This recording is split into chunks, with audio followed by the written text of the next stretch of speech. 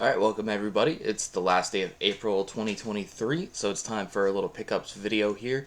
We got a decent sized stack of games this month, so let's talk about them here, starting with just one Game Boy Advance game here. This is Pinball of the Dead, if it ever focuses on it. It's Pinball of the Dead. This has actually been on my list for a really, really long time. I wanted to pick it up and I just never saw it. And I was hoping that it wouldn't like skyrocket before I got my hands on it. So I think this was like $35, so not bad.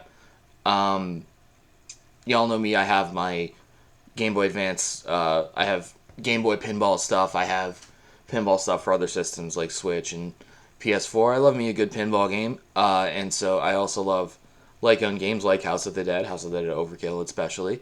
So of course I wanted to have this for a long time, and it was just never came across it. Jumped on it, right away. I was like, I've been wanting this game for ages, and it's a really good pinball game. Sega has a couple of games that pinball games from WoW Entertainment. I believe Sonic Pinball Party is probably also from that company, since it's a Game Boy Advance pinball game based on a Sega property.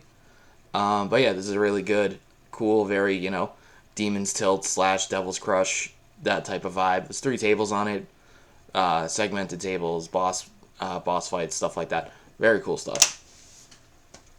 Very glad to finally have that. I think that covers all of the Game Boy Advance pinball games, actually. I might be missing one or two, or there's probably some region exclusives I don't have, but I think that was the last one. I don't know if I need to get any more. But anyway, we move on to Switch. There's some funky Switch stuff in here. Let's start with this one, Where the Water Tastes Like Wine. I actually had this. I didn't pre-order this from Limited Run, but it turns out that this wasn't a Limited Run exclusive. This is a distribution line, which means that it gets put out on like Amazon and other stuff, and they just kind of take care of the production of it. So you don't actually see Limited Run on this. I was under the impression that it was a Limited Run game. It'd probably be like $50, $60 if you missed that original run. But it wasn't. This is PM Studios. And I had it on my eShop wishlist for a really long time because I really wanted to play it. And I was like, I don't know if I'm going to really like this game that much, but if I pick it up on sale on the eShop and I do like it, then I'll probably go after the physical like I would, of course, want. And it turns out the physical was going for like the same price that it was regular on the eShop, which was like $20. So I jumped right on that. Only played it for a little bit so far. Got distracted by other stuff. But this is a storytelling, like visual novel type of game where you travel across America in the sort of Depression era.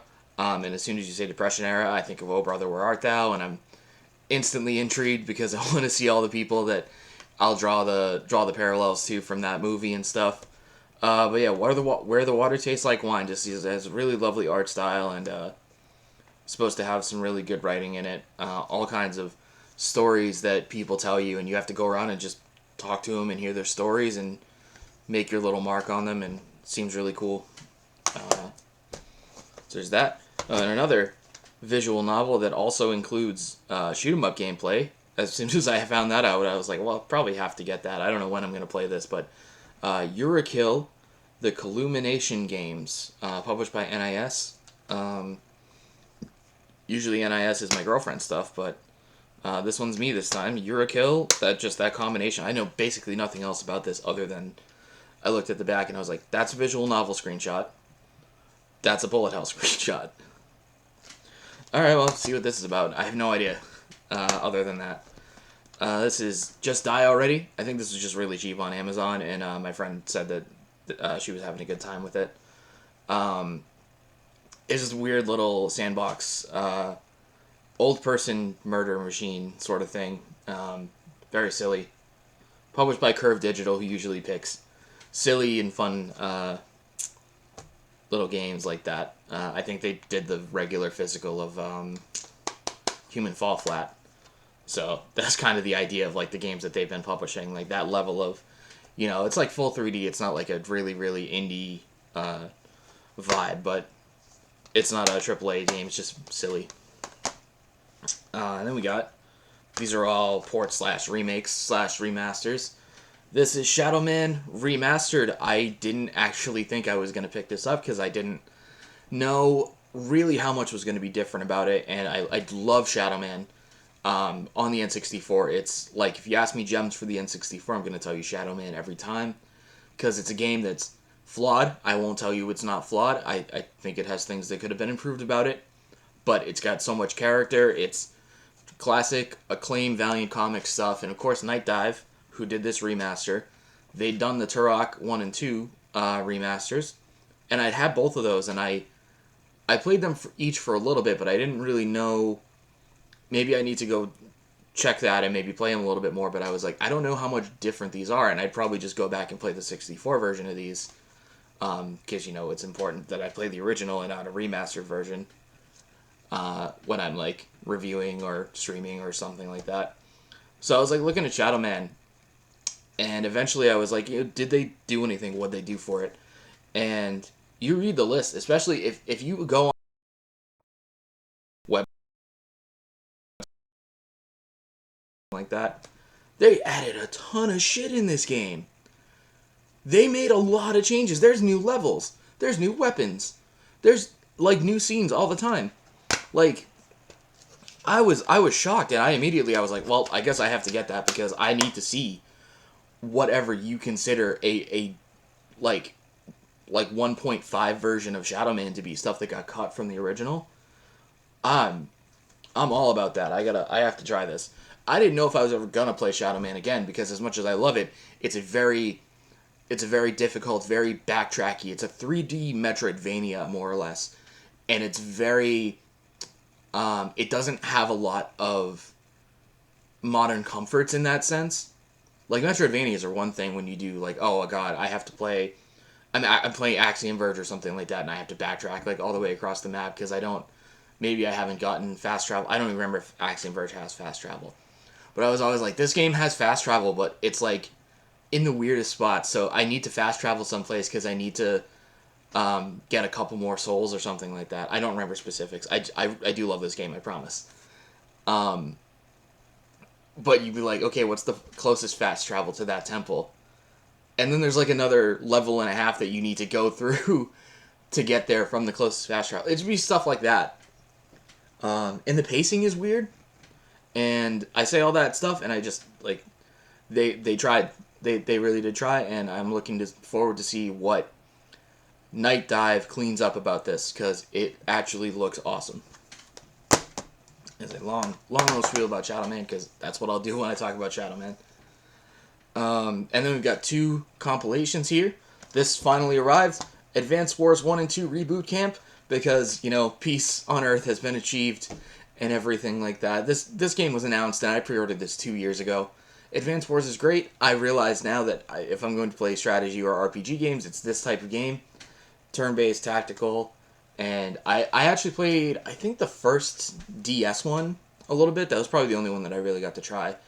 And I haven't even played this one yet, but I do hope that we have those coming, with this being the 2 Game Boy Advance ones, and that we'll get the DS ones eventually. Because that's 4, like, amazing games that, like, especially Days of Ruin has, like, a really weird tone shift. Like, but yeah, I'm looking forward to hopping into this, playing at least, a few missions in each of them.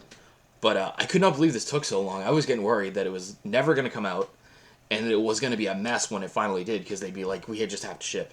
I haven't played it yet, but I've heard really good things, that it was probably, I don't want to say worth the wait, because you could have played these games the whole time, but it's here, and they didn't wreck it, okay? And then we have Mega Man Battle Network Legacy Collection. Out of all the Mega Man collections, I know this isn't like me, but I was probably the most interested in this one. This one or Zero, because I like Zero's, like, straightforward action, like, style. But I actually played one of these. I think it was the first one a friend of mine had growing up. The very first Battle Network, which is very tough to find, very sought after game now. I can't believe the first one is so weird. But this is the first time that they've really, like, repackaged these games at all. And this is a really, really good deal, honestly, because this is there's 6 individual games, and then starting with 3 3, 4, 5, and 6 each have 2 versions like Pokemon. So you get 10 total games, but it's really 6 games with 4 of them having double versions. But the thing about this, I will tell you one thing. I had a mini heart attack when I finally got this in the mail. Because on the back, it advertises it. I didn't think they were going to do this. I'm pretty sure they didn't do this with Zero Collection. But when Capcom was cheaping out on cartridge size, and then they would make you download half the games, there was nothing about that, but it did advertise these as Legacy Collection 1 and Legacy Collection 2 on the back, and I was like, no, they didn't. No, they didn't make you do that. But it does load up as 2 different games, like some other games that are compilations do. And I assume that they're selling them that way on the eShop. But don't worry, it's all in the cartridge, it's fine. It's good. It just has Legacy Collection. It doesn't say 1 and 2. Nothing like that. But yeah, that's a lot of gameplay to get into. I'm just glad that a compilation of those finally happened, because those are very hard games to track down. They're quite expensive. And then the Wii U shop just closed when you could have bought those on there. But nope, we got this compilation now. It's okay. This is a preview of something I know that I'm going to do next month, which is check off a bunch of hockey games that I don't already have from this sort of PS1 to PS2 era. So NHL FaceOff 2001. This is the only FaceOff that was released on both PS1 and PS2, and I know, like everything else I was going to get for PS1, so I figured I'd get this one for PS2 and see what their first try was at getting this out on the new gen system. This is Cujo on the front, Curtis Joseph there. And I was just like, you know what? I do kind of want to be able to go and see, like the EA NHL games is one thing, but, like, Sony in particular, like, had a really good try with hockey and with football, so I'm always interested to see that stuff. So expect a bunch of PS1 hockey games next month, because I know I'm going to bite the bullet and get them, but I got this one so far. I got FaceOff 01.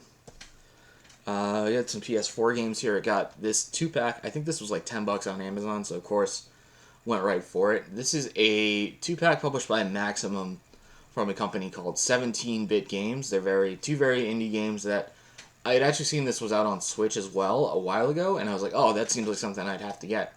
But it wasn't like neither of the games on it were like I have to play that game. They were both sort of like not necessarily in a genre I'd have to play. So we've got Galak-Z, which is sort of a, it's a little bit like a shoot 'em up, it looks like, but it's more of an exploration, like 2D shoot 'em up. So not right in my wheelhouse or anything like that, and like the sort of mech style, you know, you see it's a mech game. And Skulls of the Shogun Bonafide Edition, which is a turn-based strategy game. Again, not necessarily in my wheelhouse, but this is like on PS4. I think I got this on Amazon for like $10, like I said, so not a bad deal. And then on PS4 as well, we have Mortal Shell. I think a couple months ago I got a game that I had confused for this game that I had heard somebody talking about. I have this stupid fucking seltzer here. This is why I'm doing this.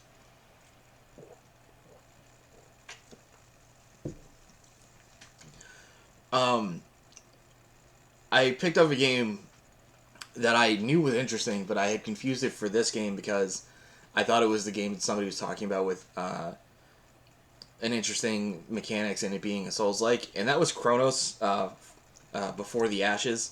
It wasn't this game. This is Mortal Shell. This is a Souls-like that has, it seems like, a really interesting story and art style and everything, but I'm always, I'm not good at Souls-likes. I'm not good at Dark Souls, anything like that, so why would I get another Souls-like game?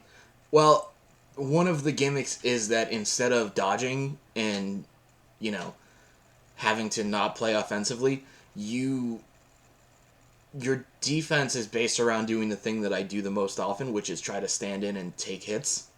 Because you just need to, tense up your armor. That's why it's the shell. So, I feel like I might get on with this game a little bit better than I do with other games like that. But it was only like $12 anyway, so I just think it looks cool. And it comes with a whole bunch of awesome stuff in it, like a This is, I think there's a map. There's an art book here. Just a really nice package. Definitely worth picking up for $12, even if I don't vibe with the game that same way. And we've got Xbox, original Xbox, Constantine.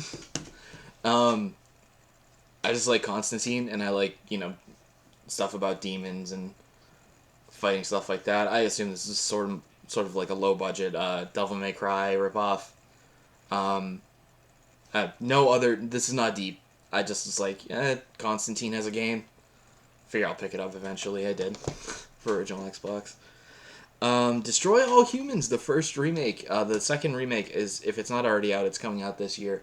I just realized they didn't have Destroy All Humans at all, which was weird.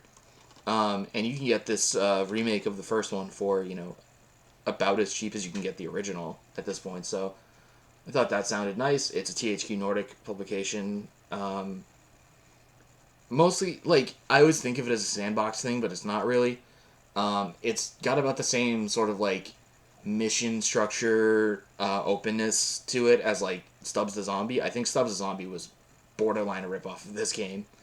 I think they came out around the same time, but that always feels like that.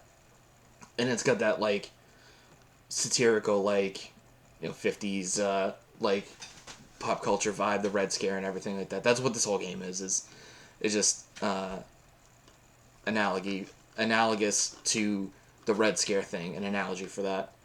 And Richard Horvitz is the voice of the main character, Crypto137, so that was always interesting. It's got a good sense of humor and everything.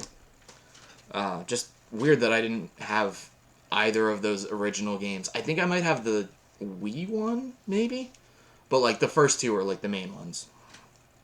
I've got this. So, me wanting to get into Yakuza did not really concern Yakuza Like a Dragon, because I know for a fact that the way that they are doing this now is that Like a Dragon was the first of them doing turn-based style. So, not like a beat-em-up. But I've also heard that this is, the best Yakuza game ever made. And I know that basically Judgment and Lost Judgment took the beat-em-up style, and that's its own thing now. And that's what they're doing with this. But this is, getting some of the best reviews ever. It's, I believe, the best reviewed in the series so far. And it's gotten incredibly cheap. This was, $10. It's... If you have any interest, this is probably now is the time to pick it up. It's not expensive. I think they also gave it out on... I think they did on PlayStation. I think they gave it out as a free monthly at one point. But still, And this has, a steelbook and everything. It's a really nice package for $10, so... and then we've got... These two go together in ways that you don't necessarily realize, because this is a good lucha thing. God damn it, woo. And WWE 2K22. I cannot look at the word Kalisto and not think of good lucha things. I was a lot more interested in this before it came out, and I think a lot of people were, because this basically just looks like a Dead Space ripoff, and it is. And it got, okay reviews, so I was like, well, I don't need to get that right away. But it's already starting to drop a little bit, and I was like, yeah, I'll pick that up. I'll probably play that relatively soon, see if it does anything good. And I think it was also a little bit buggy, not running the best. So it's had that time as well. It's a completely the companies on here, Striking Distance and Crafton, they're completely new companies to me. The only recognizable name on here is Skybound, who I assume had something to do with publishing or distribution, but they're not even on the front, which is odd. But yeah, this straight up looks like Dead Space to me. And I'd like to play the Dead Space remake, but I don't need to because I've played that game before, so. And then we have WWE 2K22. I heard very good things about the 2K games now that they've come back from the debacle that was 2K20. And this dropped pretty cheap, a lot like, actual sports games do, but it's not really the same thing. So I was just waiting for this to get under $20, and it was. It's actually empty because I just put it in to install just a second ago. So, I don't know, I'll probably dick around in here for a little bit. check out the creation stuff. Oh, and the showcase is Rey Mysterio, which would be really cool because you can go back as far as WCW and do like Halloween Havoc and stuff. That'd be great. So yeah, just always gonna like check off the boxes. If there are specific features to a particular wrestling game, I'm always gonna want to get them, even if I'm not playing like all of them. I'm not Deadlock or I'm not New Legacy over here where I'm streaming all of these and making a ton of content. But shout out. But yeah, this is. Oh, it's got my GM mode too, which I think is a little bit more developed in 23 from what I've heard, but definitely worth a try. That's the type of stuff I like to do. So, I don't know, I might be playing that today, I have no idea. Anyway, yeah, that was solid month of pickups. Fun stuff in here. Remakes and fresh stuff and long-awaited treasures. And that's it. I'll see you next month. Bye.